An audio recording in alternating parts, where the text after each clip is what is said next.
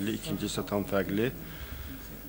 Hardasa ola bilər ikinci hissə başlayanda hardasa biz buna hazır olduq. Düşündüm ki, yəni ikinci hücumçunu buraxacaq və müdafiəçilərin birini çıxaracaq.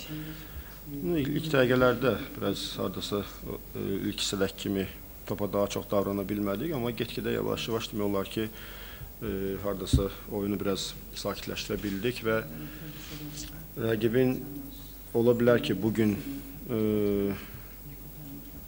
uğuru çatışmır, belə deyək. Yəni, ümumən heyətə baxsaq, biz bu komandanın gücünə baxsaq, məncə birinci üçlükdə olası komandadır.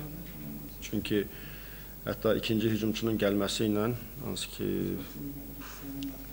Mbilla'nın və demək olar ki, hücum xətti daha da sürətlənir. Həm Nildo, həm Mbilla, həm Tonkara. Yəni, bunlar çox sürətli oyunculardır və topla çox yaxşı davranırlar. Bu, hər bir komanda üçün bu oyuncular mənə gəlir ki, ciddi problem yaşadacaqlar. Sadəcə ola bilər ki, bugün alınmır, sadəcə xal çatışmır, belə deyək, qələbə çatışmır Lənkəranda, amma qarşıdakı oyunlarda düşünürəm ki, ən yaxşı komandalardan biri olacaq. Ən yaxşı nəticə verən komandalardan biri olacaq. Özümüzə gəlincə, hardasa ağır oyun oldu və maksimum qələbə üçün çıxmışdıq meydana və şükürlər olsun, hər şey düşündüyümüz kimi alındı və qarşıda ağır oyun gözləyir. Hardasa biz az bir vaxtda bütün hər şey yaddan çıxarıb fikrimiz qarşıdakı oyunda olmalıdır və güclü rəqibə qarşı oynayacaq. Və düşünürəm ki, 2 gün, 3 gün vaxtımız var bu oyuna hazırlaşmağa və